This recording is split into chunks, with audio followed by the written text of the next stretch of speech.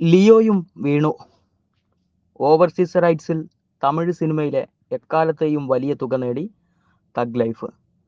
ചിത്രത്തിന്റെ ഓവർസീസ് കരാറായ വിവരം നിർമ്മാതാക്കൾ ഇന്നലെ അറിയിച്ചിരുന്നു.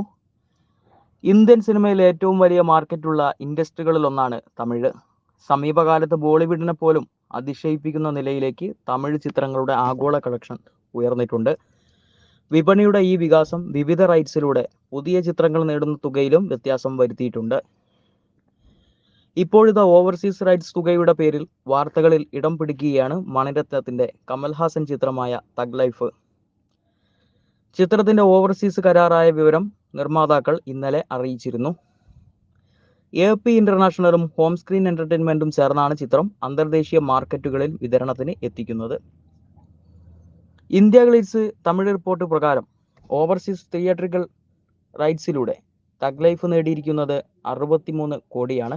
കോളിവുഡിന്റെ ചരിത്രത്തിലെ തന്നെ റെക്കോർഡ് തുകയാണ് ഇത്. നേരത്തെ വിജയ് ചിത്രം ലിയോയുടെ പേരിലായിരുന്നു ഈ റെക്കോർഡ്. 60 കോടിയാണ് ലിയോ നേടിയത്. ചിത്രം വമ്പൻ കളക്ഷനും നേടിയിരുന്നു.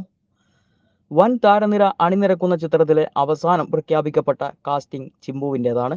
ചിത്രത്തിലെ ചിമ്പുവിന്റെ സാന്നിധ്യം ഓവർസീസ് റൈറ്റ്സിൽ 10 to 15 കോടി കൂടുതൽ നേടിക്കൊടുത്തുവെന്നാണ് റിപ്പോർട്ട്. ചിത്രത്തിന് പുതിയ റെക്കോർഡ് സൃഷ്ടിക്കാൻ കഴിഞ്ഞതും അങ്ങനെയാണ്. കമൽഹാസനും മണിരത്നവും 37 വർഷങ്ങൾക്കിപ്പുറം ഒന്നിക്കുന്ന ചിത്രത്തിൽ ദുൽഖർ സൽമാനും ജയം രവിയുമൊക്കെ ഉണ്ടാവുമെന്ന് ആദ്യം പ്രഖ്യാപനം വന്നിരുന്നു.